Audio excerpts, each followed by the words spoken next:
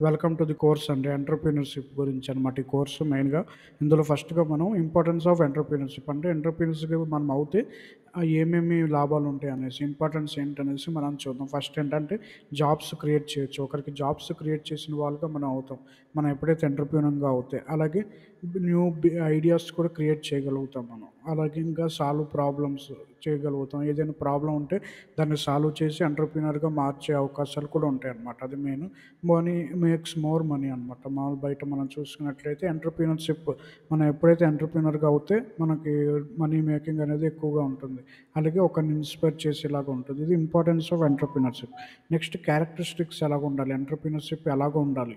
అతని క్యారెక్టర్ ఎలాగుండాలి అనేది మనం చూద్దాం. చాలా సింపుల్‌గా ఫస్ట్‌ది ఏంటంటే బ్రేవ్ అనమాట. అంటే రిస్కులు తీసుకోవాలనమాట. ఎంటర్‌ప్రెన్యూర్‌షిప్ అంటే ఒక సూపర్ హీరో లాంటిదనమాట. రిస్క్ తీసుకోవాలి. ప్రతి దాంట్లో రిస్క్ తీసుకోవాలి. నెక్స్ట్ హార్డ్ వర్కింగ్ చేయాలి. క్రియేటివ్‌గా ఉండాలి. స్మార్ట్ డిసిషన్ మేకింగ్‌గా ఉండాలి. గోల్స్ సెట్ చేసుకోవాలి. అలాగే సాల్వింగ్ ప్రాబ్లమ్స్‌లో బాగా ఉండాలి. కాన్ఫిడెంట్‌గా ఉండాలి. నెవర్ స్టాప్ లెర్నింగ్‌గా ఉండాలి. అంటే ఎప్పుడు నేర్చుకుంటూనే ఉండాలి. నాకు అన్నీ వచ్చులని అనుకోకూడదు.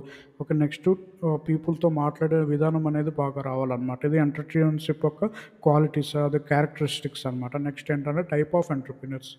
ఎంటర్‌ప్రెన్యూర్‌షిప్ టైప్స్ ఏంటి అని మనం చూస్తే స్మాల్ బిజినెస్ ఎంటర్‌ప్రెన్యూర్స్ అంటే లోకల్ షాపులు, బేకరీలు, స్మాల్ స్టోర్స్ ఉంటాయి కదండీ! అవి స్మాల్ బిజినెస్ ఎంటర్‌ప్రెన్యూర్స్ అంటారు.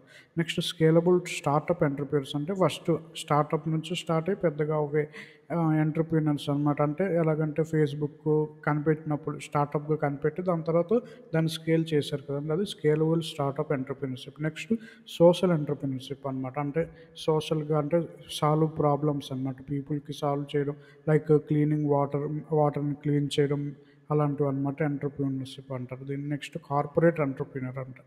ఇలాగ చాలా టైప్స్ ఉంటాయి. అంటే కార్పొరేట్ అంటే కొత్త ఐడియాస్ ఇన్వెస్ట్ చేయడం లేపోతే మన ఎగ్జాంపుల్‌గా చూస్తే ఐఫోన్స్ ఇన్వెస్ట్ చేయడం అలాగా అనమాట. కార్పొరేట్‌కి సంబంధించిన ఎంటర్‌ప్రెన్యూర్స్ అంటారు.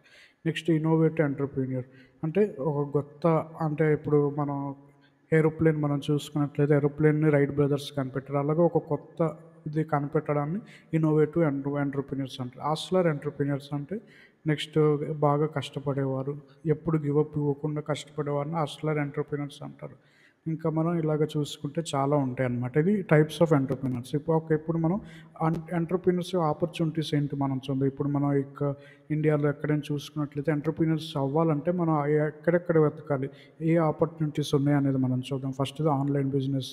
ఆన్‌లైన్‌లో బట్టలమ్మడం, పికిల్స్ అమ్మడం, టాయ్స్ అమ్మడం, ఇన్‌స్టాగ్రామ్ నుంచి అమ్మడం ఇవన్నీ మనం ఆన్‌లైన్ బిజినెస్ కిందగా చేసుకోవచ్చు. అలాగే యాప్ డెవలప్‌మెంట్, యాప్స్ తయారు చేయడం, సాఫ్ట్‌వేర్స్ తయారు చేయడం అలా ఉంటాయి. Next food business.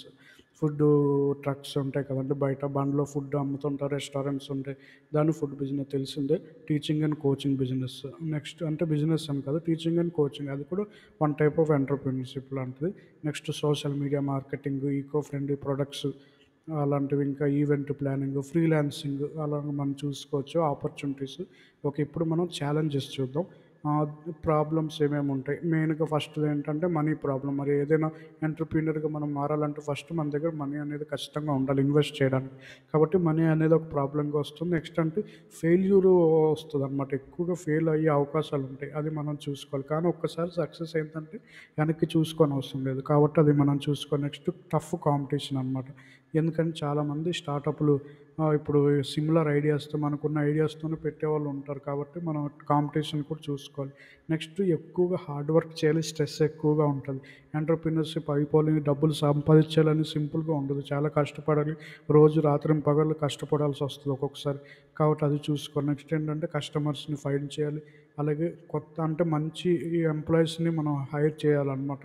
మన కంపెనీ బావుండాలి. నెక్స్ట్ టైమ్ మేనేజ్‌మెంట్ ఎలా చేయాలో తెలుసుకోవాలి. అలాగే చేంజెస్ అనేది అప్‌డేట్ అవుతూ ఉండాలి. రోజు రోజుకి ట్రెండ్ ఇప్పుడు ఏఐ వచ్చింది. ఆర్టిఫిషియల్ ఇంటెలిజెన్స్ వచ్చింది. అలాగే రోజు రోజుకి మనం అప్‌డేట్ చేసుకుంటూ ఉండాలి. అది మనం చూసుకోవచ్చు. ఈ వీడియోలో మనం ఇవన్నీ చూసాం. నెక్స్ట్ వీడియోలో మనం ఎంటర్‌ప్రెన్యూర్‌షిప్ మైండ్‌సెట్ ఎలా డెవలప్ చేయాలో మనం చూద్దాం. అలాగే మనం రిచ్ పీపుల్ మైండ్‌సెట్ అనే కోర్స్ కూడా చేసాం. అది చూసుకుంటే మనకు సరిపోతుంది.